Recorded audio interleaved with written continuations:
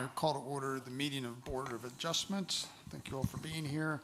You each have seen the minutes from our previous meeting. If there are no comments, I'll accept the motion to receive those minutes. I'll make the motion to approve the last month's meeting minutes. Okay, we have a motion. Do we have a second?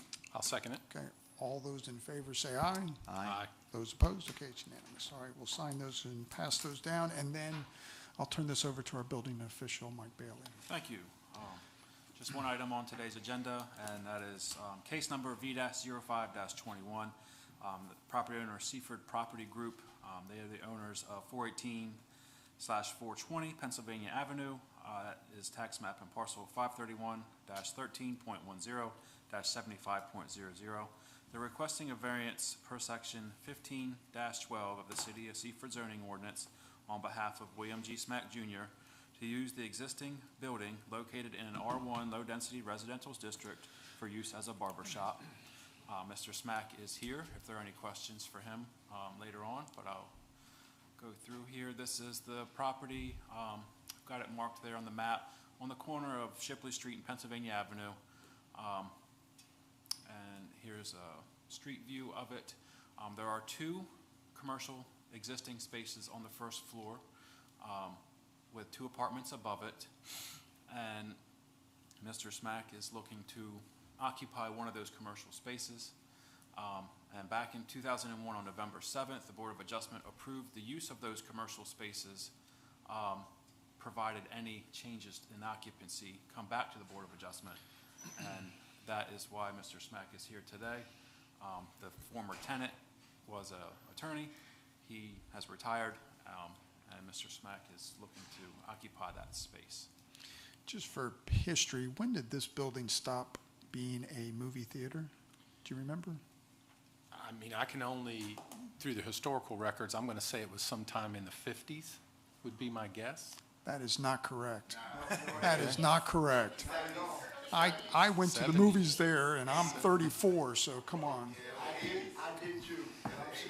I'm sorry, I asked the wrong person. You did. Sorry. I don't even know what I was thinking. I'm one of the younger ones in the room. So it's been 30 or 40 years since that was a movie theater, just for our city solicitors' purposes of knowing It's what been was a long there. time Yeah. since it's moved theater. And then it was converted into these office buildings, and I think the back part is used for storage. Is that correct? Right. It And was at one apartments above. time, yeah. It's just kind of wide open. So the address is 418 and 420, so it's the apartments and the office building? Yes, sir. It's mixed use there. There's kind of two doors. You see the door on the corner there. That goes into kind of the commercial space. Further down the There's a- road there. On there's a Pennsylvania door. Avenue. Yeah, The Right. entrance from Pennsylvania Avenue is for the apartments. Yes. And his barber shop.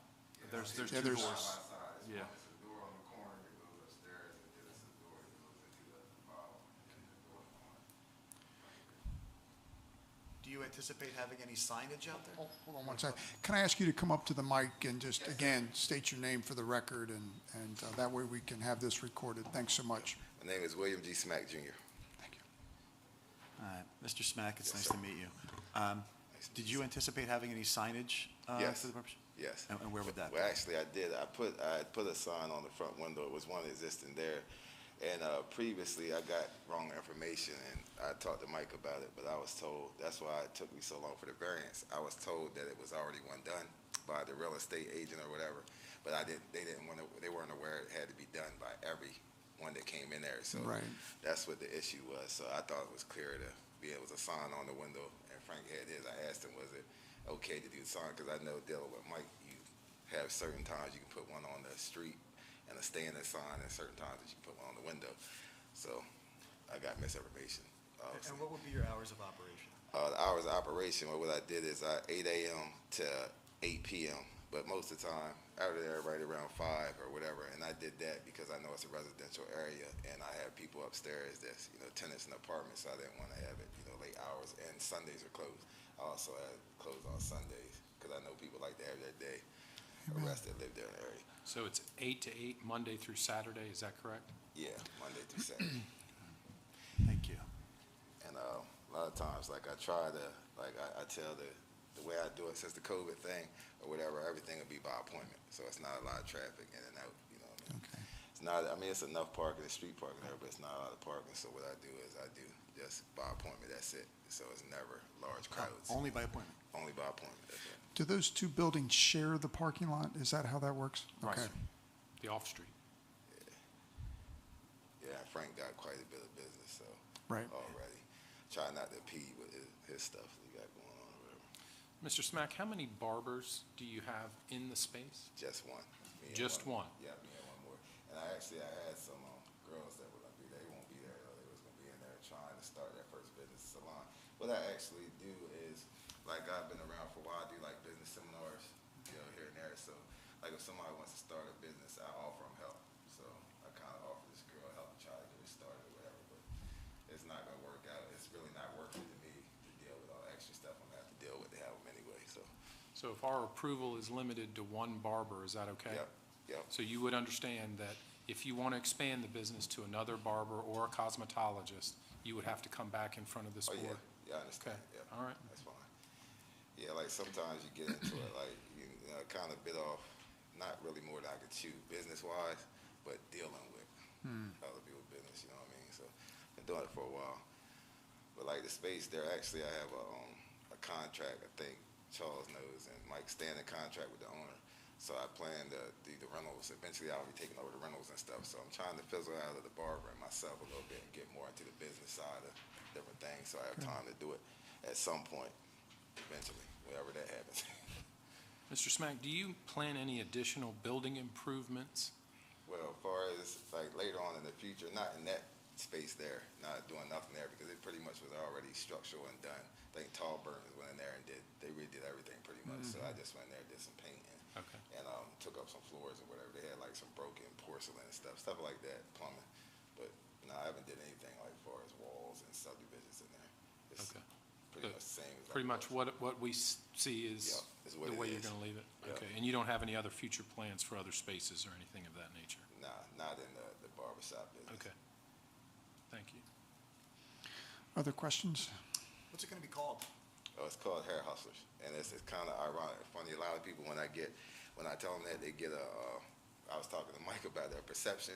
The reason why I called, how the name came about was I was riding around one day and was with a girlfriend of mine, and I was getting calls, and she's like, "These people call you like you're a drug dealer," and I was like, "Nah, I hustle hair." You know what I mean? I said, "So I'm a hustler." I said, "You don't have to sell drugs to be a hustler," and so the name Hair Hustler, I try to take away from what people think a hustler is, because a hustler is a person that just knows how to work his butt off and get money. It has nothing to do with drugs. So I thought it was kind of, so you know what? That's the name, Hair Hustlers. You hustle hair. Thank you. I don't have any more questions. No more questions? I do not. There's no questions from the public? Okay. All right, if not, I'll accept a motion. Okay. So this is an application for a use variance, and the standard that we apply for that is whether or not compliance with the code provisions would be an unnecessary hardship for you. After answering our questions, I'm satisfied that compliance with the code would be an unnecessary hardship and a burden for you. So I think you've met the elements for use variance, and for those reasons and lack of any opposition from any neighbors or any other residents, I will move to approve the use variance subject to the conditions of one barber and hours of 8 a.m. to 8 p.m. Monday through Saturday. Appreciate it. Okay, we have a motion. Do we have a second? I'll second the motion. Okay, all those in favor say aye. Aye. Those opposed? Okay, it's unanimous. Appreciate it. You're on your way. Thank you. Nice meeting you, Mr. I need to speak with you at some point too. I was trying to get a hold of you. Danny was trying to get me to get together with you and the chief at one point. Okay, Yep. I'd love to get together. Yep. I want to do like, and that's further down the road, but speaking, I want to try to do something with the back part of the building. I know it can't be anything commercial as far as the theater or whatever, stuff like that, but he wanted to come together and try to look through and see if we can come up with something that the community could use it for. Like maybe some police diffusion training, maybe a place for AA classes or whatever. Okay. Because the top part of the theater, the balcony part, is pretty much in good shape. They just ripped the bottom part apart, so I don't know about the plumbing or whatever. I remember the balcony. Yes, I haven't got into it, but I knew that the '80s was when it closed, because that's the first time I ever seen a movie, because this dude wouldn't let me go.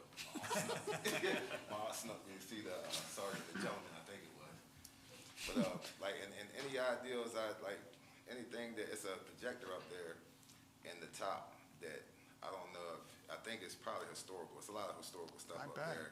but it's a projector screen up there. The original one is like the size of a car. It's still in there. I would love to Pipes and walk all through that there stuff. sometime. Maybe we Yeah. can meet It's just neat. to remember what it been was through a all lot of about. changes. Yeah. Yeah, it was spooky in there. Like I walked through there and I was like, I know there's some ghosts in here. Like, yeah, I can tell, but I seen like The old- ghost of 1983. Yeah, they got the old posters and everything still in there. The old Really? paintings, the old- yeah, it's a lot. I would love to check that out. Well, thank you so much. Yeah, We'll get appreciate y'all together. time. Thank you, Mr. Smack. Thank you. I'd just like to ask a question. I'm his dad. Do either of you guys remember when Palace Theater was across the street? Yes, sir. What was it across the street? Palace Theater, that's the old theater. Big old man lady, Ayers owned it and. Oh, the- across the street this way. Yep, Yes. yep. Yep.